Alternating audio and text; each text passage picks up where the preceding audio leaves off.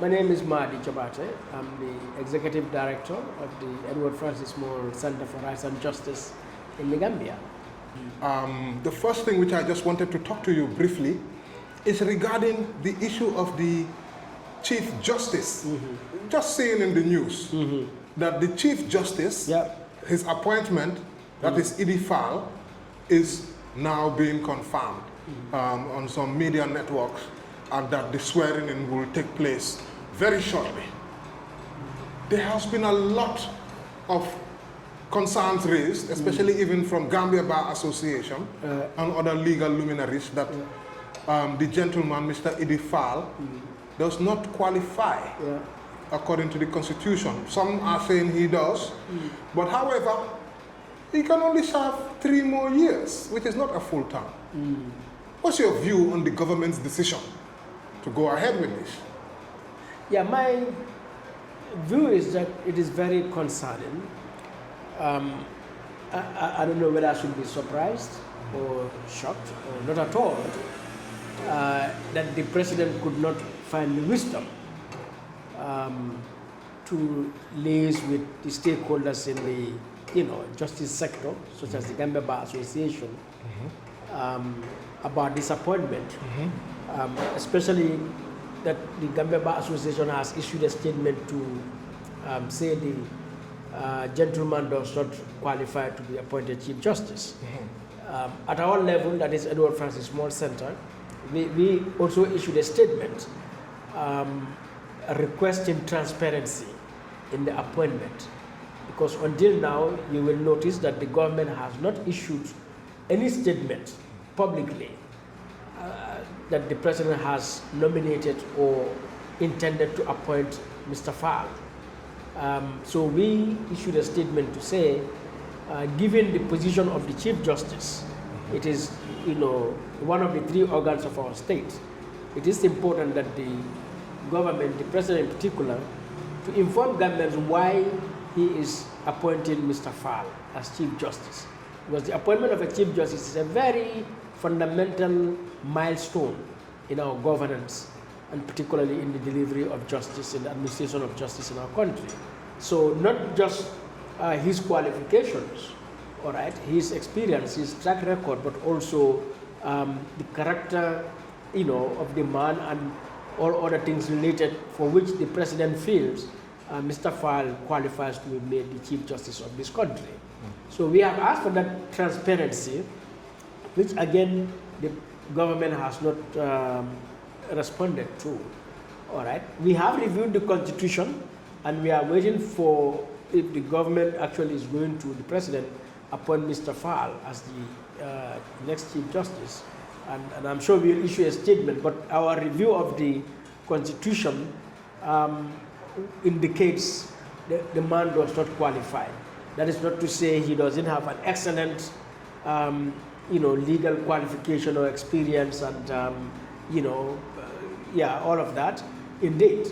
But then our Constitution also is the Constitution. Many people can do many things, but in every profession, there are requirements which are set in law. So even if you are the best driver around the world, to drive a vehicle, you need a driver's license, which is set by the law as to who can drive a license. So you can have a 14-year-old boy doing wonderful driving, but still he is not qualified to be a driver. All right. So in the case of Mr. Faal, he's not just a legal practitioner, a very good one from his CV, what we have seen, but also in terms of education, in terms of training, experience, it's excellent. But then there is also a requirement that the Constitution has set. So we will certainly issue a statement in regard to that.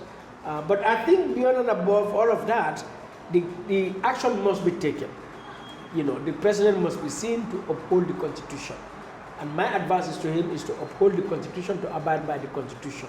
So that when he disregards that, I think the Gambia Bar Association, Edward Francis Moore Center, all other organizations, political parties, and citizens must stand up to reject that appointment and to hold the president to account. Because Otherwise, we are condoning disregard of the Constitution, and you know, that is dictatorship. That is what is called dictatorship. You know, when a president, an elected official, can put the law aside and decide public affairs based on his imagination and his likes, you know, or dislike.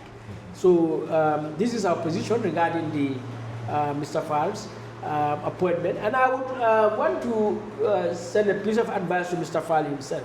Like we said, we understand he's very far advanced in age, and the age of retirement for Chief Justice is 75.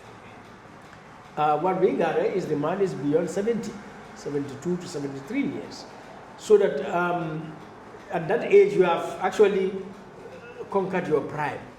You must have, you know, succeeded in whatever you were involved in or not.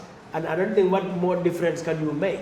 So that if your appointment is going to bring a controversy like this at that age, wisdom may guide you to say, look, at this point, if my appointment is not being appreciated, it's not being welcomed, but it has been questioned, even by one person, one organization out there, I will think twice about this, particularly if that is questioned by none other than the Gambia Bar Association, you know.